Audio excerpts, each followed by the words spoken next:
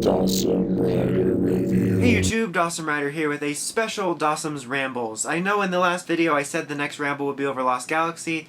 Fortunately, I'm not done with it yet still. It's a little slow going.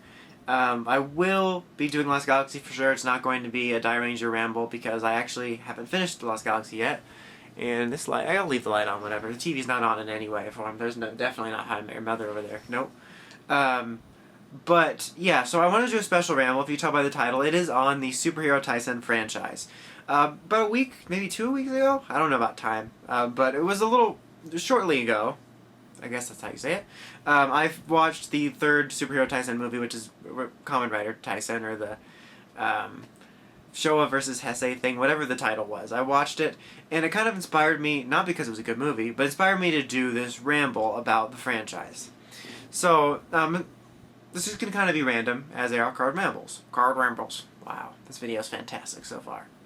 Anyway, very serious about this. Okay, so if you follow anything I do, if you're watching this right now, if you follow me on Twitter, if you are familiar with me at all outside of random reviews, but even in reviews, because I mention it a lot, I am pretty against team-ups.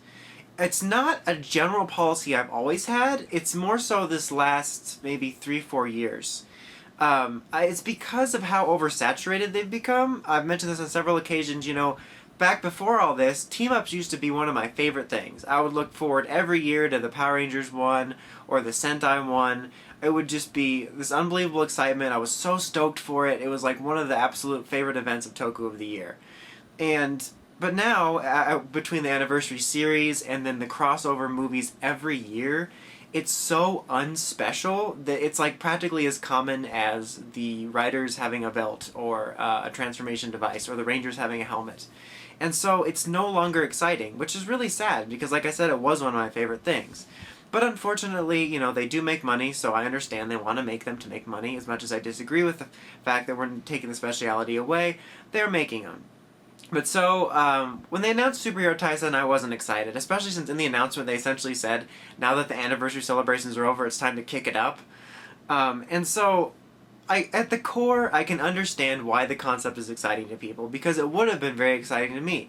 Sentais and Riders finally being in a movie together, if this had been announced years ago, before all of the crossover saturation, I would be stoked. And I remember there used to be plenty of rumors about Sentai Rider movie crossovers, and there was, you know, people talking about the possibilities of it, what they'd like to see. I saw it all the time, actually, on Ranger Board and whatnot. And I always thought the idea was cool, and then it happened. And like I said, I wasn't excited by it, and the movie itself was crap, the first Super Hero Taisen. It was just so badly written. The plot, I mean, the Toku plots aren't always the best, but that's really no excuse because there are Toku plots that are good for movies. And it was just so terrible. And all it was is essentially all these empty suits standing next to each other and them fighting over a misunderstanding, which is essentially the summary for almost every Toku movie that's come out lately, at least team-up-wise. They're always fighting over a dumb misunderstanding or trick that makes them seem like 14-year-old girls fighting over makeup. And I hate this. I mean, everyone's got their own opinions, but I hate this overly excited attitude the Toku fandom has over two suits standing next to each other. Like, just, I mean, Gokai Red and, like, Ichigo stand next to each other. People lose their minds. It's like, they're just suits. There's nothing special happening. And I hate that mentality that is exciting.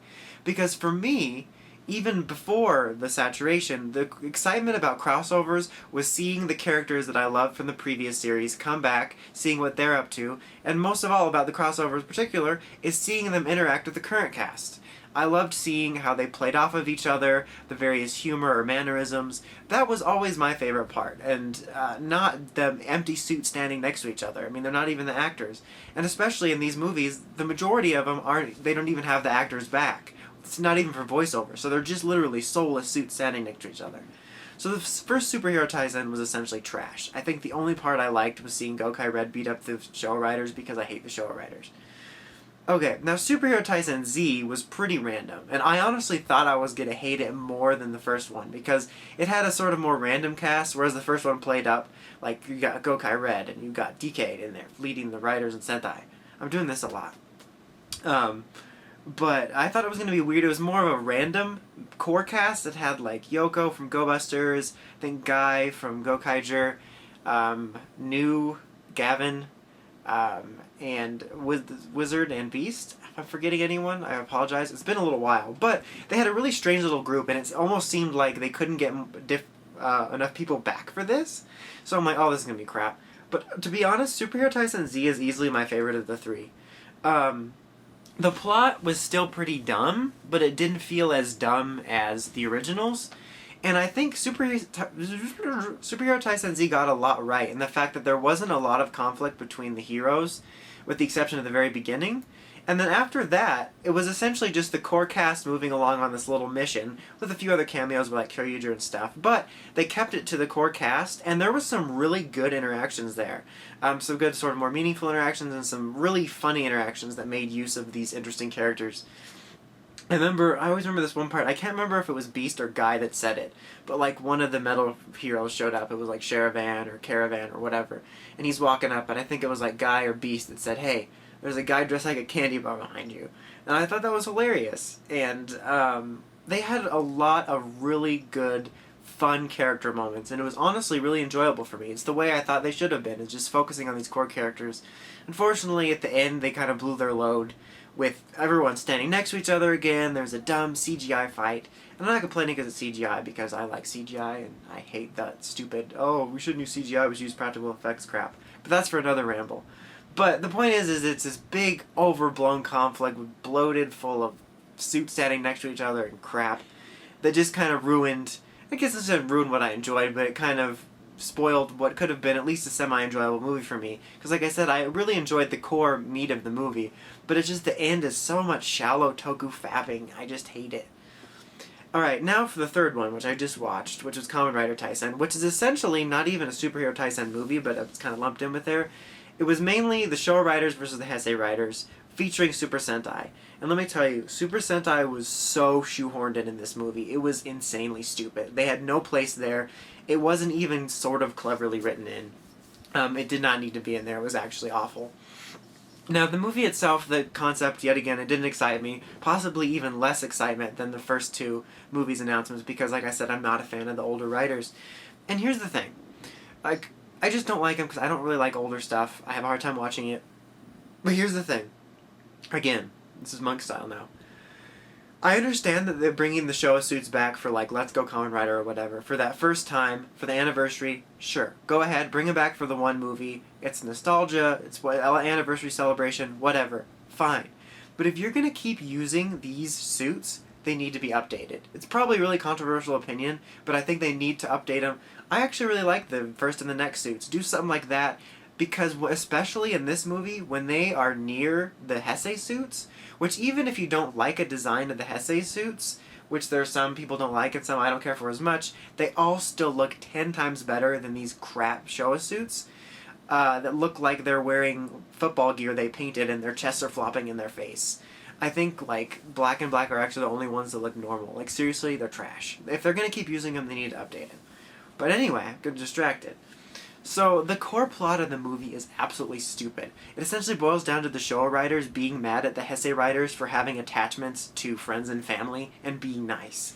And their motivation for attacking them is so bad that at the end, Ichigo even says to Gaim, "Holy crap, I've been a dick this whole movie." I mean, he didn't say it exactly like that, but that's essentially what he said.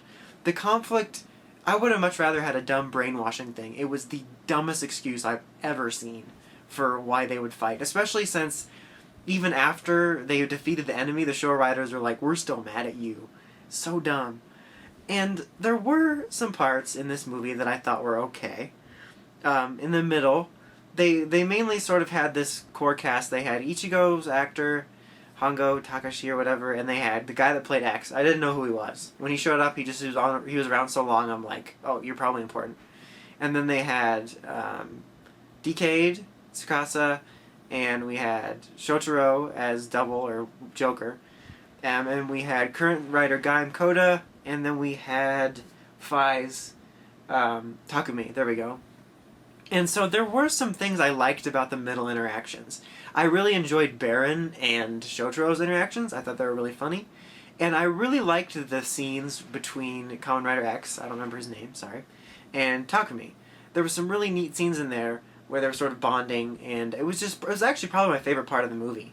It was just this really nice little storyline in the middle that was completely spoiled by the fact that as soon as X found out Faiz was a Heisei rider, he attacked him.